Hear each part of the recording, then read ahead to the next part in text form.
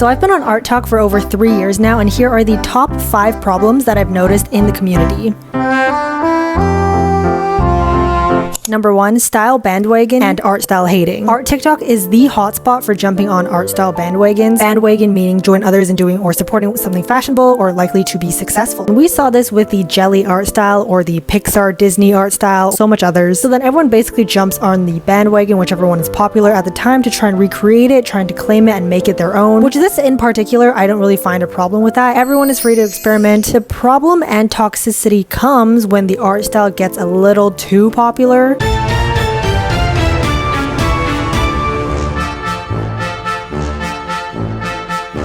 That's when art TikTok suddenly does like a whole 180 and hates on the art style hard. I see comments like, it's getting boring, never liked it, ugly, looks like AI, same face syndrome, why do people even like this style, don't see the hype. Art TikTok just made me realize how such simple things like an art style can turn into something so controversial. Which leads me to my next slightly controversial point, but artists can't read. I'm sorry, but we need to learn how to read, okay? Like, y'all are amazing artists, but please, let's learn how to read. Like, sometimes I see someone do like a fan art, let's say Gojo, and the artist puts on the screen Drew Gojo from JJK. Someone will in the comments, I kid you not, ask who the character is. Like, often I put the app, brush, canvas size on the screen and people still are asking me what brush I use. Like, please babe, just read the screen.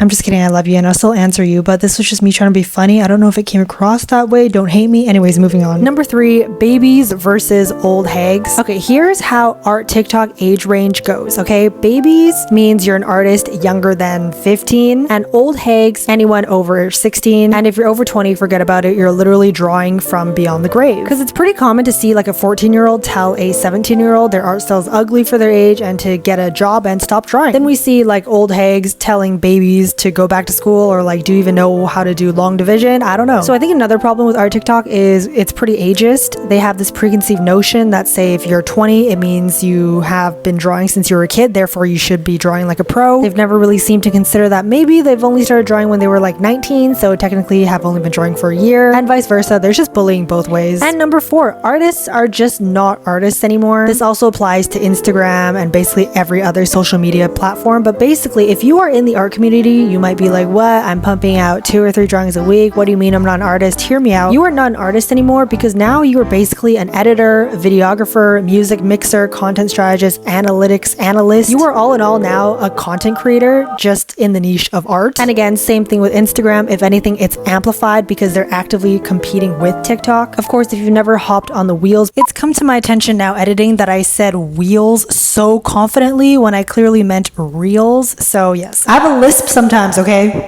Of course, if you've never hopped on the wheels bandwagon and you're still solely a photo posting artist, then please drop your Instagram user because I have not seen you guys in years. Like, I don't know about you, but for art TikTok, I spend about 2% of my time actually drawing the things I like and that inspire me. The other 98%, I'm trying to film like the perfect video. I feel like a wannabe content creator just trying to be seen. Like, I'm trying to find the trending audio, filming myself for like a cute B-roll, thinking of good captions, just so my art can be seen by...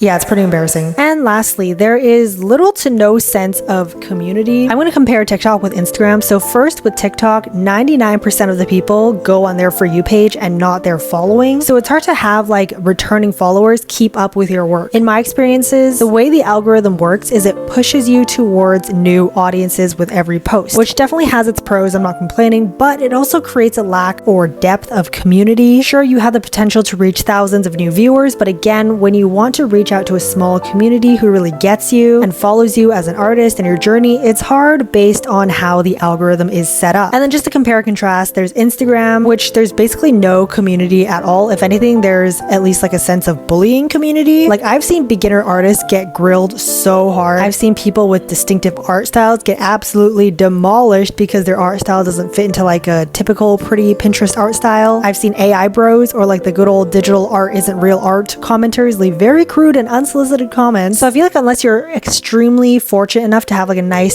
small art friend group, you are either left with 0 comments or a flood of negativity. I don't know, maybe I just look very bullyable. Anyways, moving on. Those are the 5 main problems that I've seen with art TikTok. Kind of bleeds into art Instagram as well. Let me know which one you think is the most problematic because I had a hard time narrowing it down. Okay, I'm gonna go draw now. Bye!